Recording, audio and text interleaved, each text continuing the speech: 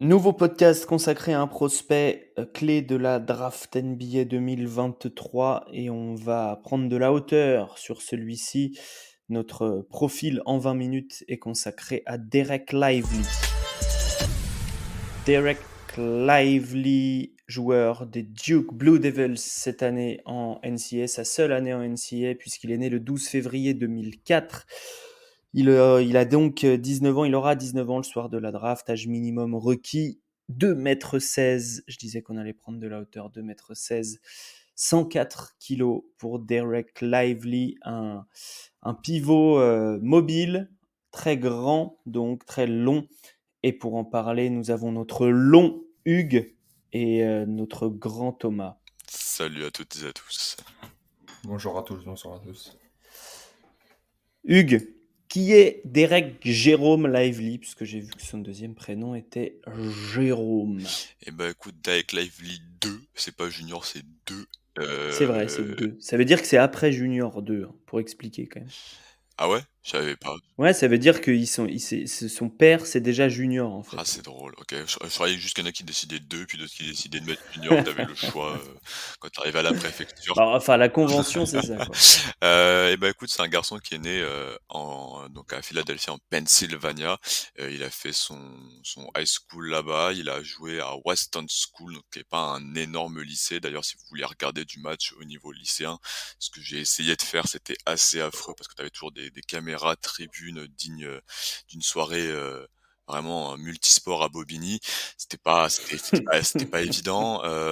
C'est un garçon qui a été très vite convoité lors de ses années high school par des programmes comme Kentucky, Michigan, Duke, Penn State, un peu donc tous du high major, qui était le lycéen numéro 1 pour ESPN, 2 pour 247 Sports, 3 chez Rivals, donc vraiment c'était un des prospects les plus attendus.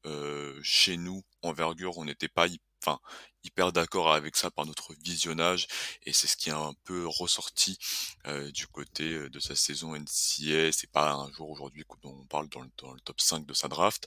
Au niveau de la famille, j'ai appris que le garçon avait une enfance assez compliquée. Son papa est mort d'une overdose cocaïne-héroïne. Donc je sais pas quel âge il avait, mais ça a dû quand même forcément impacter. Et sa maman se bat pour un cancer depuis 8 ans.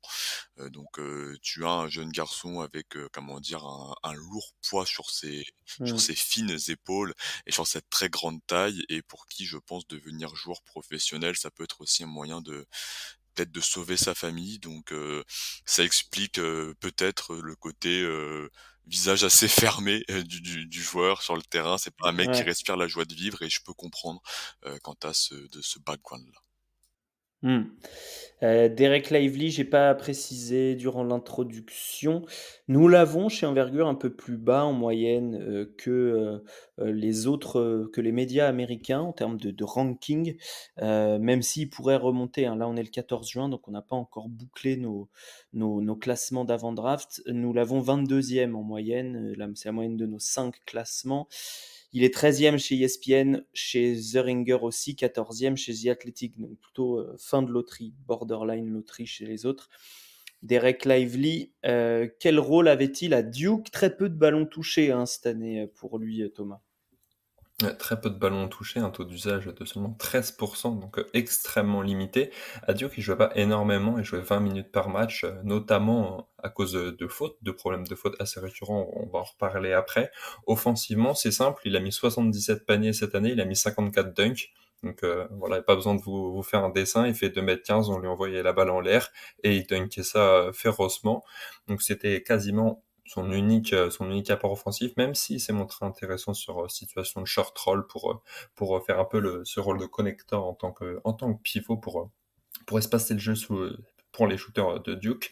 Défensivement, on avait une combinaison intéressante à Duke. Donc, on avait Kyle Filipowski qui sortait plus à l'extérieur, qui est également un 7-footer, qui s'occupait un peu plus d'aller à l'extérieur, et Derek Lively, en tant que très très fort protecteur de cercle reconnu depuis plusieurs années, restait principalement sur l'assaut, défendait principalement le pick and roll et cueillait les attaquants adverses en les contrant avec un gros taux de contre. Il est à plus de 2,4 contre en 20 minutes de temps de jeu.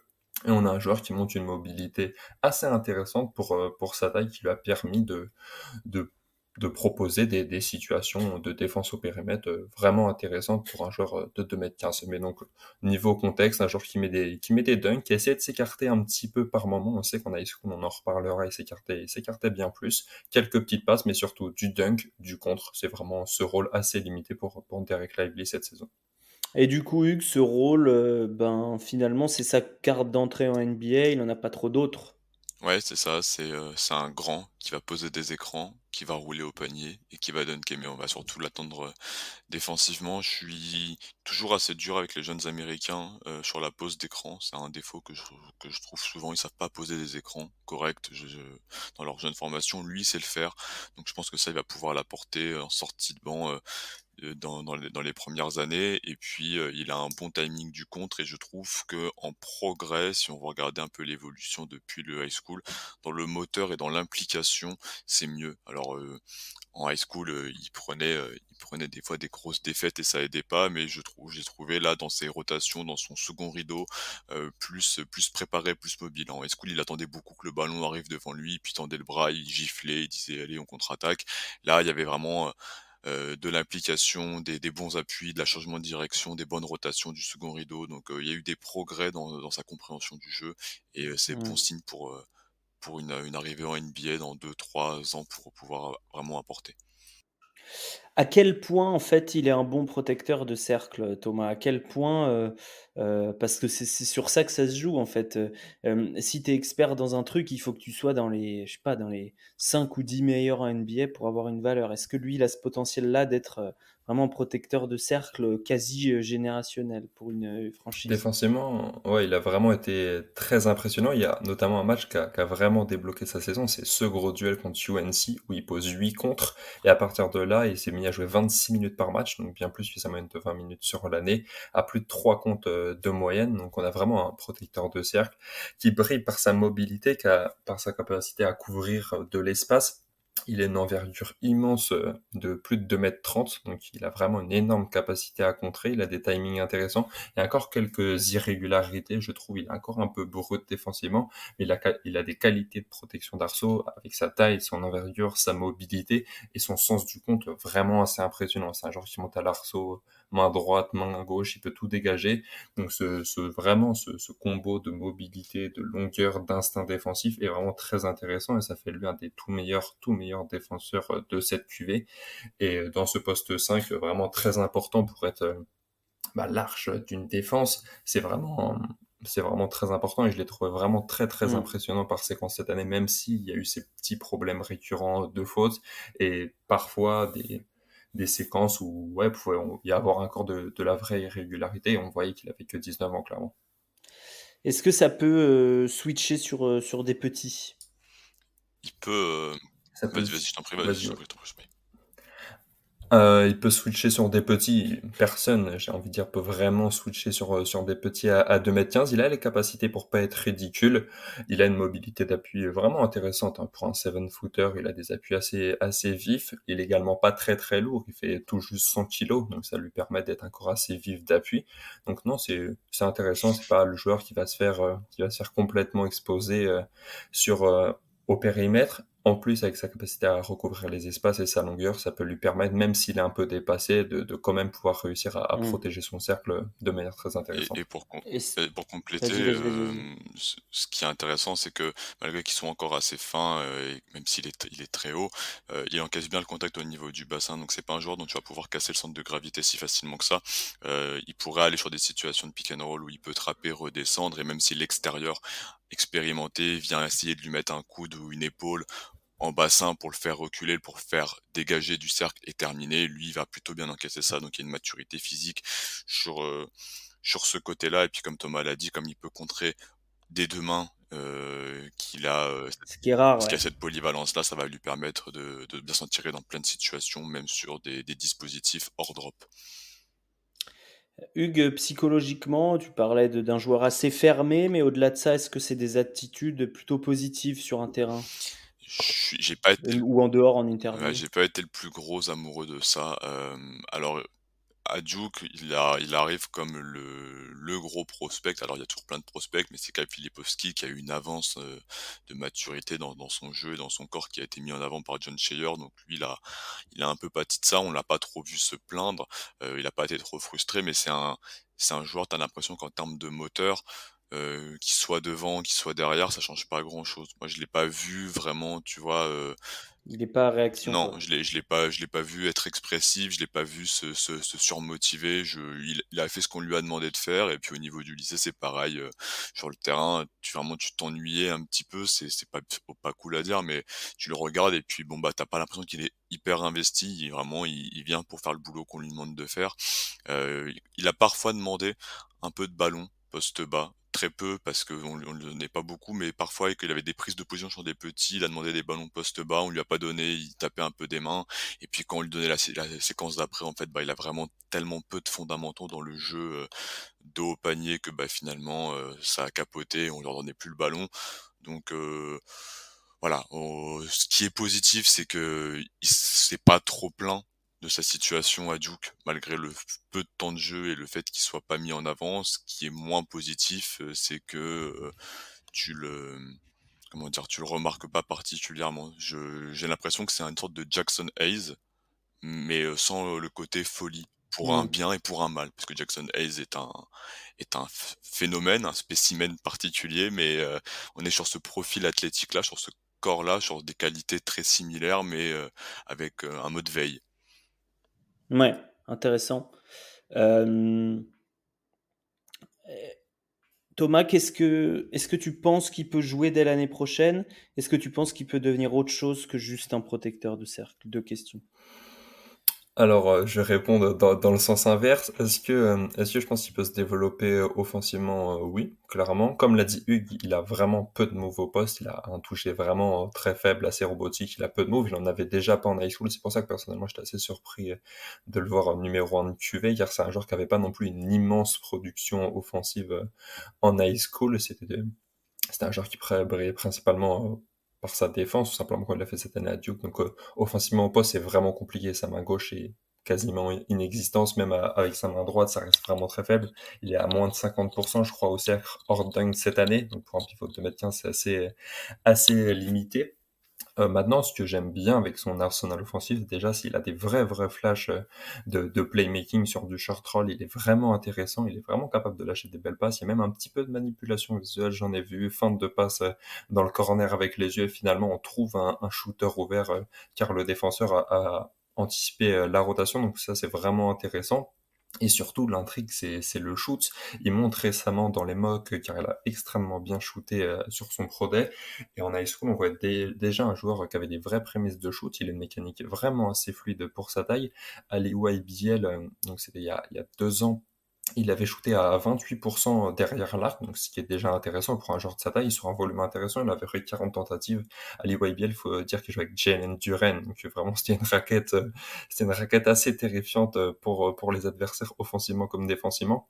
Donc on a un joueur un peu particulier, j'ai envie de dire. Il a pas de toucher, il a pas de move proche du cercle, il est vraiment que efficace sur du dunk, mais par contre il a ses skills de playmaking et cet Mmh. espoir de shoot, même s'il a seulement 2 sur 15, qui montrait en high school et qu'il a potentiellement encore avec cette belle mécanique et son toucher intéressant derrière l'arc.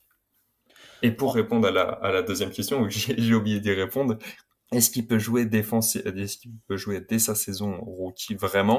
J'ai un peu de mal, malgré son impact défensif, je trouve qu'il reste encore assez brut, il peut se faire exposer face à des joueurs vraiment impactants qui vont lui rentrer dedans. Cette année, on a pu le voir en très très grande difficulté contre Zaki Di. Il s'est fait exclure en 20 minutes. Je pense que même s'il a des qualités défensives assez exceptionnelles, il est encore, assez brut. Il a pris énormément de fautes cette année.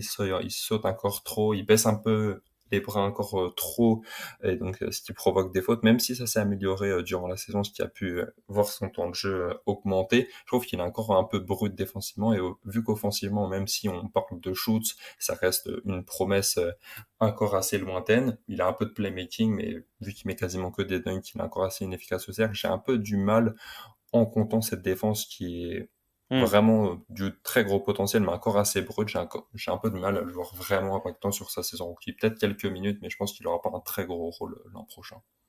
Hugues, est-ce qu'on y croit? Finalement, Mark Williams a été drafté loterie. Est-ce qu'on croit en Derek Lively? Bah, alors, beaucoup moins que Mark Williams, qui bon, avait fait 2 ans, qui avait beaucoup plus de masse et beaucoup plus de, comment dire, d'IQ, j'ai l'impression, dans la OK. compréhension du jeu. Est-ce que j'y crois? Pas plus que ça. Pourquoi est-ce qu'on l'achète premier tour? C'est parce que, bah, un pivot remplaçant NBA, ça coûte en moyenne 5 millions de dollars. Je paye c'était contrat sur 2 ans. Derek Lively, fin de premier tour, il va te coûter, 1,8 million, donc ça va te faire sur en gros du 7 millions sur 4 ans, reconductible. Donc c'est pour ça que tu vas payer, quoi.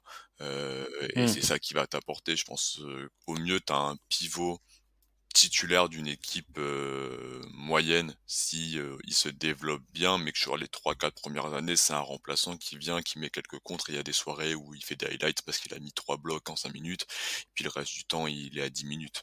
Heu, donc voilà, je suis pas en gros amour, mais le profil et surtout la rareté cette année de très grands pivots, à part notre ami Victor, va faire que des gens, en fin de premier tour peut-être ou entre 20 et 30 qui ont besoin de taille pas chère vont pouvoir, investir.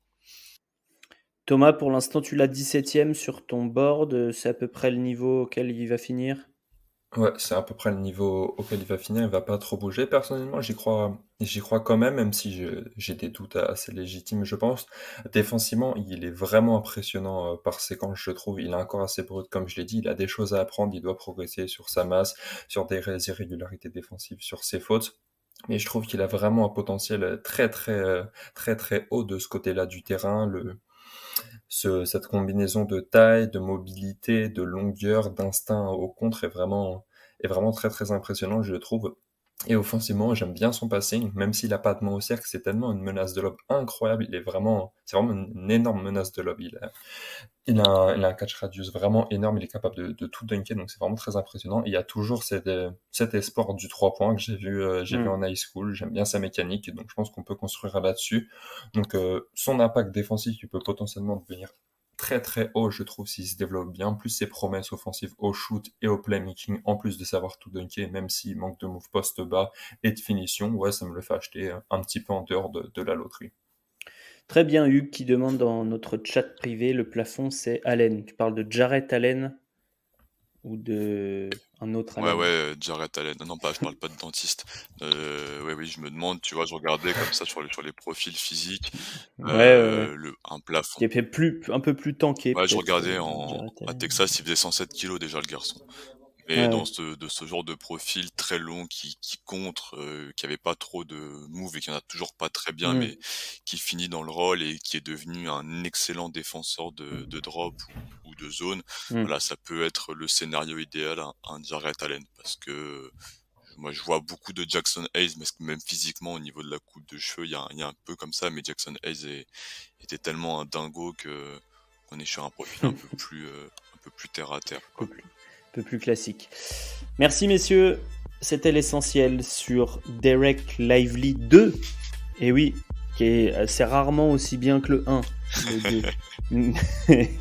Mais bon, on fait avec ce qu'on a, joueur de Duke, donc, et qui sera très probablement choisi au premier tour le soir de la draft NBA.